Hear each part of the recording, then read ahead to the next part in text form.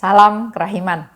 Hari ini 27 Februari kita akan baca dari 1575 dan 1600. Kita mulai ya. Dalam nama Bapa dan Putra dan Roh Kudus. Amin. 1575. Salam kepadamu, o kasih abadi, Yesusku yang manis, yang telah turun untuk tinggal di dalam hatiku. Aku memberi salam kepadamu, oh Allah yang mulia, yang berkenan merunduk kepadaku, dan karena cintamu akan daku, engkau telah menghampakan diri sedemikian rupa dengan tampil dalam wujud roti yang sederhana. Aku memberi salam kepadamu, ya Yesus, puspa kemanusiaan yang tak pernah akan layu. Engkau satu-satunya bagi jiwaku. Cintamu lebih murni daripada bunga bakung, dan kehadiranmu lebih menyenangkan hatiku daripada harumnya sedap malam. Persahabatanmu lebih mesra dan lebih lembut daripada lembutnya bunga mawar, tetapi sekaligus lebih kuat daripada maut. Oh Yesus, keindahan yang tiada tara, dengan jiwa-jiwa yang murnilah engkau menyatukan diri secara paling mesra, sebab hanya mereka yang mampu menunjukkan kegigihan dalam pengorbanan. Oh darah yang manis, yang merah laksana mawar, angkatlah harkat darahku dan ubahlah menjadi darahmu sendiri. Dan biarlah hal ini terjadi atas diriku sesuai dengan perkenanmu yang kudus. 1600. Oh Yesusku, kalau engkau sendiri tidak meredakan kerinduan jiwaku, tak seorang pun dapat menghibur atau meredakannya. Setiap pendekatanmu membangkitkan pesona cinta dalam jiwaku, tetapi juga mengakibatkan suatu sakratul maut yang baru. Sebab, meskipun begitu sering engkau menghampiri jiwaku, bahkan dengan cara yang paling istimewa, aku masih tetap mencintaimu dari kejauhan, dan hatiku hanya bisa tenggelam dalam ekstase cinta. Sebab, kesatuan ini belumlah kesatuan yang penuh dan kekal, meskipun seringkali engkau menyatukan diri dengan aku tanpa sekat selubung, seolah-olah dari muka ke muka. Dengan itu, ya Allahku, engkau justru membuka dalam jiwa dan hatiku suatu jurang cinta dan kerinduan akan dikau. Dan jurang yang menganga amat besar ini, kerinduan total pada Allah ini tidak dapat sungguh-sungguh dipenuhi di bumi ini. Kita masih bicara tentang kasih Tuhan kepada kita semua, khususnya yang dirasakan oleh Suster Faustina. Salam kepadamu, oh kasih abadi, Yesusku yang manis, yang telah turun untuk tinggal dalam hatiku. Dia mengungkapkan rasa sukacitanya, rasa kegembiraannya dengan mengatakan hal tersebut.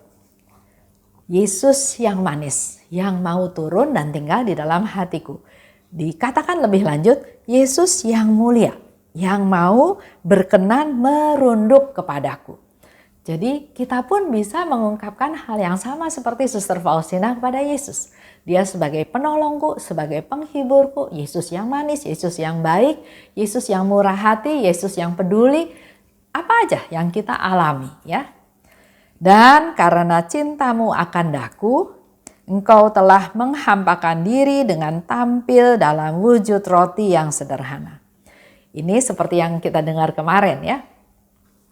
Yesus mau memberikan diri seutuhnya kepada kita.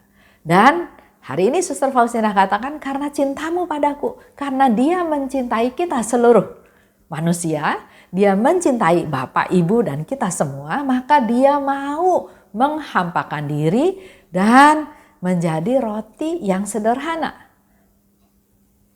Engkau satu-satunya bagi jiwaku. Buat Suster Faustina yang terutama prioritas hidup dia adalah Tuhan. Kehadiranmu lebih menyenangkan hatiku daripada harumnya sedap malam. Ini satu ungkapan yang dikatakan oleh Suster Faustina. Dia sangat menghargai kehadiran Tuhan dan kehadiran itu membawa dia sukacita, bahagia, damai, kegembiraan. Bahkan dikatakan persahabatanmu lebih kuat daripada maut. Itu puji-pujian. Kita sering ya dikatakan nggak bisa berdoa, nggak bisa ngomong doanya bagaimana. Orang lain kok bisa doa panjang-panjang, saya nggak bisa. Mari belajar dari Suster Faustina. Di sini dia memuji Tuhan dengan membandingkan hal-hal yang ada dalam keadaan sekelilingnya. Dia bandingkan dengan bunga sedap malam, dia bandingkan dengan bunga bakung, dia juga bandingkan dengan matahari, dengan bintang, ya, dengan kerubim, ya. Dia bandingkan, bahkan di sini dikatakan persahabatanmu lebih kuat daripada maut. Dengan jiwa yang murni, engkau menyatukan diri secara paling mesra. Sebab hanya mereka yang mampu menunjukkan kegigihan dalam pengorbanan. Kalau kita ingat, dalam beberapa diary yang lalu juga disebutkan bahwa cinta, kasih, dan pengorbanan itu menjadi satu kesatuan. Dan sering juga Suster Faustina katakan dalam kasih dia mengalami pengorbanan, mengalami penderitaan. Tapi sekaligus dalam penderitaan juga dia mengalami kasih yang besar. Dua hal yang tidak bisa dipisahkan. Dan di sini dikatakan dengan jiwa yang murni, Tuhan menyatukan diri dengan paling mesra. Karena hanya jiwa yang murni yang dia bisa bertahan dengan kegigihannya, dengan kesabarannya dalam pengorbanan. Jiwa yang murni mampu menunjukkan kegigihannya dalam pengorbanan. Murni memberi kesucian yang besar. Dia bisa berdaya tahan. Contoh ya, seorang ibu dengan bayinya. Dia nggak tahu nanti anak itu besar jadi apa. Tapi dengan kasih seorang ibu, kasih yang murni, dia akan lakukan apa saja untuk memberikan yang terbaik kepada anaknya. Pada waktu mengandung, ada yang nggak suka susu, ada yang nggak suka hati ayam, ada makanan-makanan yang dia nggak suka. Tapi demi bayi yang dikandungnya, demi kesehatannya, dia coba konsumsi itu. Walaupun muntah, tapi dia terus berusaha memberikan yang terbaik kepada bayinya. Dan setelah bayinya lahir, dengan segala macam kerewelannya, dengan segala macam ulahnya dalam tanda kutip, tapi si ibu ini selalu memberikan yang terbaik, berusaha memberikan yang terbaik kepada bayinya tanpa dia berpikir nanti anak ini akan jadi seperti apa, akan bagaimana. Memberikan, jadi cinta yang murni ini justru dia bisa bertahan dalam mempertahankan, dia tetap bisa berkorban dan dia gigih mempertahankan dengan cinta yang murni ini supaya dia bisa lulus dalam pengorbanan-pengorbanan yang harus dia alami. Setiap pendekatanmu membangkitkan pesona cinta dalam jiwaku, tapi juga mengakibatkan suatu sakratul maut yang baru. Seperti yang saya katakan, di dalam rasa cinta yang besar Suster Faustina, tapi pada saat yang sama dia juga merasakan sakratul maut yang baru. Ada cinta, ada penderitaan dalam waktu yang sama. Suster Faustina katakan dia bisa mencintai Tuhan dari kejauhan karena belum bersatu, belum sama-sama di surga, belum muka ketemu muka ya. Walaupun Tuhan datang, walaupun Tuhan menghibur dia, walaupun Tuhan berkata-kata, tapi ada satu kerinduan yang belum bisa terrealisasi karena Suster Faustina masih di bumi. Nah, itu yang dirasakan dia sebagai satu penderitaan, satu sakratul maut yang baru. Karena kesatuannya memang belum penuh dan belum kekal. Justru membuka dalam jiwa dan hatiku jurang cinta dan kerinduan akan dikau. Jurang yang menganga amat lebar.